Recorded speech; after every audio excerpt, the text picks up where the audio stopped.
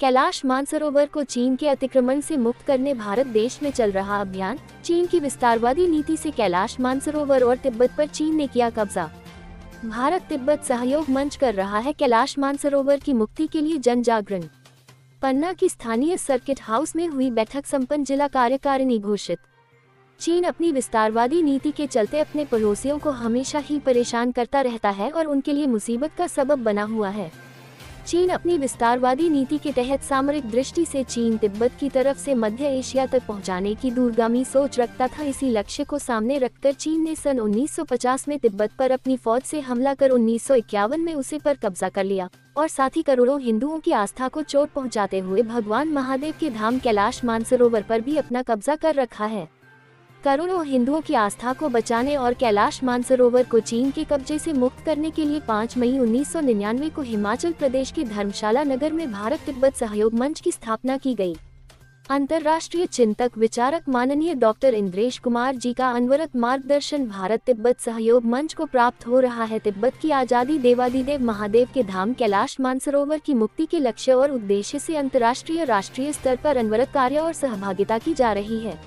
इसी उद्देश्य को लेकर आज पन्ना के सर्किट हाउस में भारत तिब्बत सहयोग मंच की बैठक संपन्न हुई, जिसमें पन्ना जिला की कार्यकारिणी घोषित की गई। भारत तिब्बत सहयोग मंच के मध्य क्षेत्र संयोजक गिरिराज किशोर राजू पोद्दार पूर्व विधायक ने बताया कि सरकार भी विभिन्न राष्ट्रीय और अंतर्राष्ट्रीय मंचों से कैलाश मानसरोवर और तिब्बत की मुक्ति के लिए प्रयासरत है।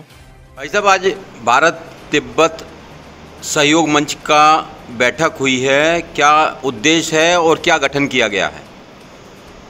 देखिए, भारत तिब्बत सहयोग मंच मूलतः राष्ट्रीय स्वयंसेवक संघ द्वारा प्रवर्तित संगठन है और संघ के वरिष्ठतम प्रचारक माननीय डॉक्टर इंद्रेश कुमार जी के मार्गदर्शन में यह संगठन राष्ट्रीय और अंतर्राष्ट्रीय स्तर पर सतत कार्य कर रहा है। मूल लक्ष्य है कैलाश मानसरोवर देवादिदेव भगवान महादेव का धाम जो हमारी सनातन आस्था का विषय है वह चीन के कब्जे में है। तो कैलाश मानसरोवर चीन के कब्जे से मुक्त हो और तिब्बत जो कि सनातन काल से, पुरातन काल से हमारा आध्यात्मिक भाई रहा है, उसके ऊपर भी चीन ने बलात् कब्जा किया हुआ है।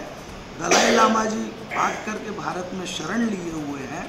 तो ऐसा भारत की सरकार भी चाहती है, संगठन भी चाहता है कि तिब्बत भी चीन के आतताई कब्जे से मुक्त हो, क्योंकि तिब्बत में चीन का दमन चक्र बड़ी तेजी से चल रहा है। सब चाहते हैं दलाई लामा जी वह पहले की जैसे चीन में जाए और बहुत ही शांति प्रिय हमारा जो तिब्बती समुदाय है गर्व से तिब्बत में रह सके। मूल लक्ष्य और कार्य यही है।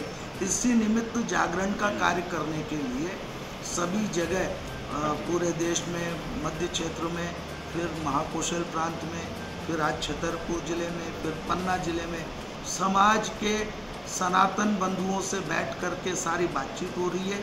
जागरण के कार्य को बढ़ाना है, जलाभिषेक रुद्राभिषेक के कार्यक्रम करने हैं, बाबा महादेव के कार्य को आगे बढ़ाना है। उन्होंने हमें अपना गण नियुक्त किया है, तो कैलाश मानसरोवर के काम को मुक्त करवाने के लिए हम सबको पूरी ताकत से, प्राणपण से जुट करके काम करना। क्या नाम है और दायित्व?